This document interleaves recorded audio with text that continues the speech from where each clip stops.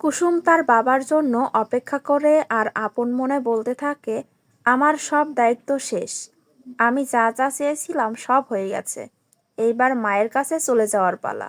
এরপরে কুসুমের বাবা এলে কুসুম তার বাবাকে বলে প্রসাদ নিয়ে আসার জন্য।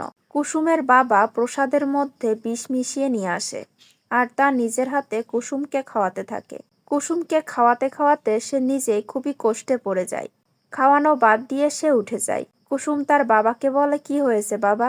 কুসুমের বাবা কুসুমকে বলে, তুই যেটা করেছিস সেটা অন্যায়।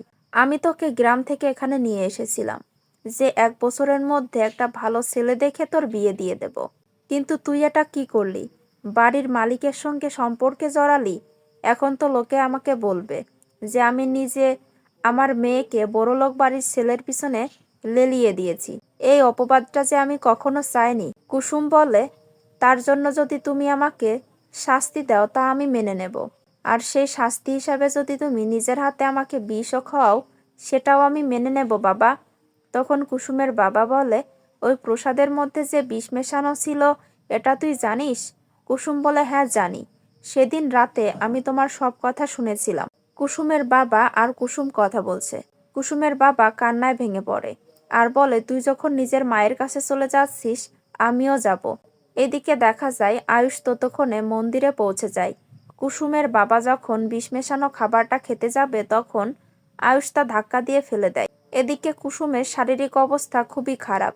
সে যখন পড়ে যেতে যায় আয়ুষ তাকে ধরে আর চিৎকার করে কুসুমের বাবাকে বলে, এটা তুমি কি করলে কাকা?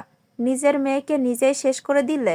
এরপরে দেখা যায় আয়ুষ আর কুসুমের বাবা দুজনে মিলে কুসুমকে হাসপাতালে নিয়ে যায়, কিন্তু হাসপাতালের ডাক্তার কুসুমকে ভর্তি নিতে চায় না। আয়ুষ তখন অনেক অস্থির হয়ে পড়ে। ডাক্তার আয়ুষকে জিজ্ঞেস করে, উনি আপনার কি হয়? আয়ুষ চিৎকার করে বলে ওঠে, উনি আমার স্ত্রী কুসুম আয়ুষ্মান গাঙ্গুলি। তো বন্ধুরা, এই ছিল আজকের আপডেট। কেমন লাগলো কমেন্টে জানিয়ে দেবে। পরবর্তী আপডেট দেখার জন্য এখনই চ্যানেলটি সাবস্ক্রাইব করো।